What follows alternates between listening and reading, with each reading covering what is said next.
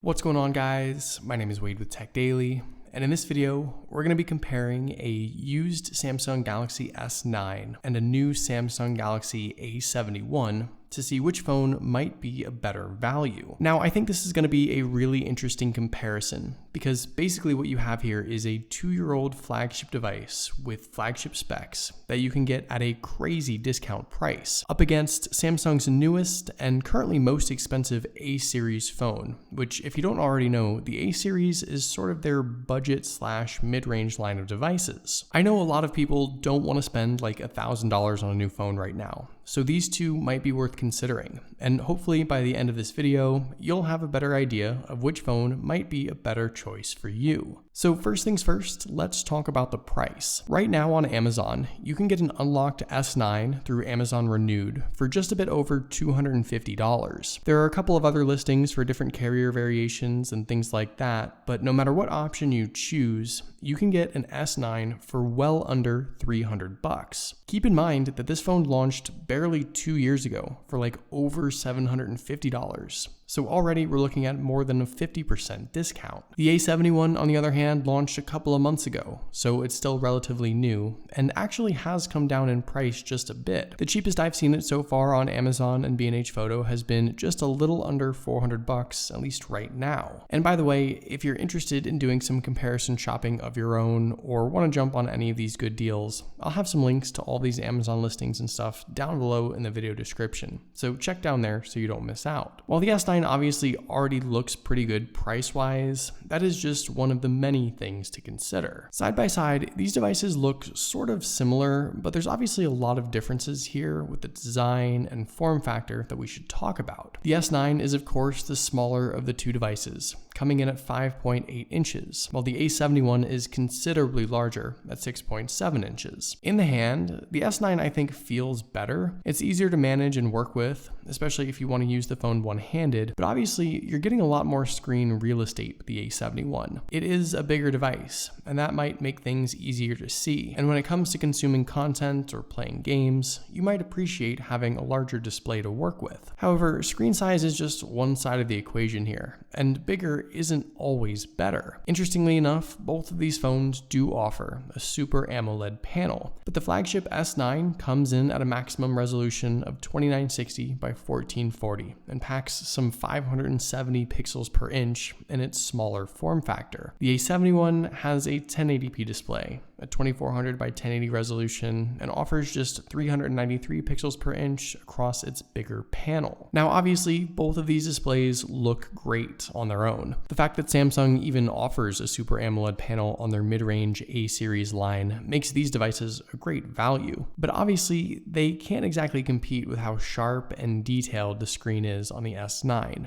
even though the phone itself is a couple years old now. The flagship device gets flagship specs, and that means the best display at the highest resolution. Again, both screens are bold and bright. They look good from every angle, but content on the S9 just looks better. It's sharper, it's more detailed, and it has that super crisp look at maximum resolution that the A71 can't exactly compete with. And I think if you have the chance to see these phones side by side in person, the difference is noticeable. If screen size is important to you and you don't necessarily care about resolution too much, the A71 is a great option. You've got a lot to work with. But if you're pixel peeping and you're just really particular about getting the best resolution possible, the S9 is obviously the way to go. Another thing to consider is that the A71 actually gets the newer, refreshed screen design with the Infinity O camera cutout and slim bezels all around. This is a design we've seen before on a lot of modern Samsung phones, both budget and flagship, but it did come after the S9. This phone, while still offering a decent design, has the chunkier top and bottom bezels that sort of give away its age. However, the A71 has a totally flat glass design covering its display, while the S9 offers that curved edge that sort of flows over the side. That design cue doesn't really offer anything in the way of features or value, but it is just something worth mentioning. Honestly though, I think both phones look really nice up front, and whether you want no bezels at all or you don't mind a little border, it's really just a matter of personal preference. Physically, at least at first glance, these phones appear to be designed in a similar way and made from the same material. But actually, Samsung's A71 is an all-plastic phone. The material just mimics glass and metal, but that's not actually what you get here. The device doesn't feel cheap by any means, and plastic might even be tougher than glass in the event of a drop. But because this is a mid-range phone, you just don't get the flagship materials. The S9, on the other hand, is a flagship phone, so it's made from the familiar glass and metal that we've come to expect from a device like this. And while the smooth, glossy finish for both phones is close,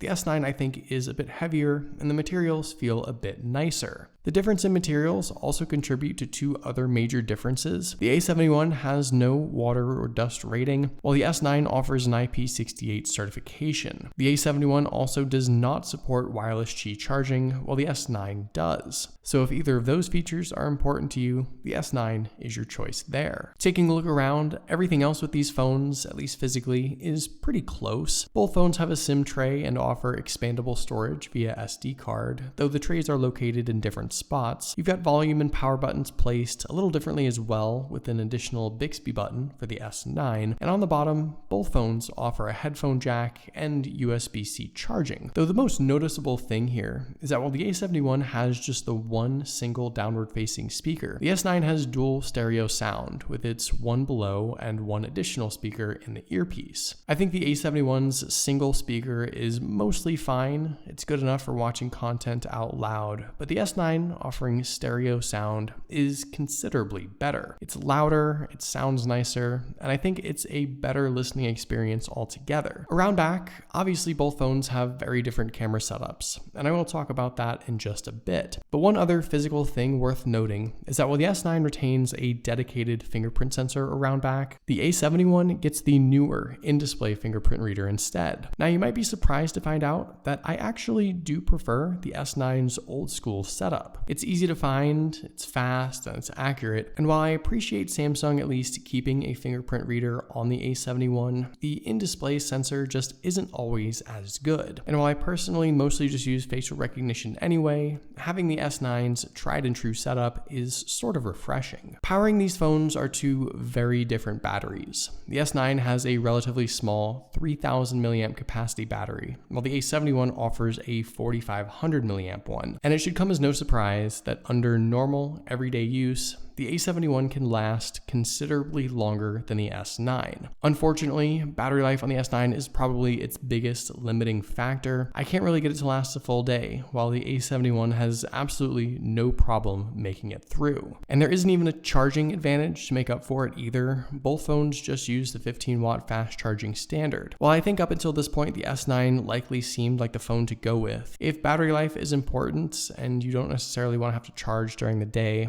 I don't think the S9 can offer that, and the A71 might be the way to go. Inside, both of these phones have very different specs. The S9, of course, has the flagship components from 2 years ago, which include the Snapdragon 845 processor, Adreno 630 GPU, and a maximum of 4 GB of RAM. The A71, on the other hand, has the specs of 2020, but they are the more mid-range offering. It has the Snapdragon 730 processor, Adreno 618 GPU, but considerably more RAM, 6 or 8 gigs, depending on the configuration you go with. During real-world use, this all means that these phones are surprisingly close in performance. I think the processor and GPU on the S9 are still a little better, but that extra RAM boost on the A71 really gives it an edge from time to time, and it sometimes launches apps faster than the S9. When it comes to pushing these phones to their limit with a lot of apps running or graphics-heavy games, they both do a nice job. But again, I almost feel like the A71 has the potential to manage it all a little better. I think the best way I can sum up the performance with these two phones is like this. The mid-range specs of today are just as good or even better than the flagship specs of 2 years ago, and that makes them super close in comparison. For the long term though, I do think I'm going to go with the A71 based solely on its RAM. On the software side of things, the S9 did just get the Android 10 and One UI 2 update, which is great, but that'll likely be the last major Android version this phone will see. The software experience, at least for now though, is basically identical. You've got a smooth UI, and what's nice is even though the S9 is older now, it doesn't feel like it's slowed down a whole bunch. And I think that mainly has to do with how well optimized Android 10 is. However, if we're looking at the long term, say 2 or 3 years down the line, the A71 obviously will be getting more updates and support. It's probably going to be a better long-term investment. The S9, while great for this year, and likely one more, will probably start to feel older and more dated sooner than the A71 will. Now, in regards to the cameras, it's no secret that we've got a huge difference here. The S9 offers just one single lens, a 12 megapixel variable aperture shooter,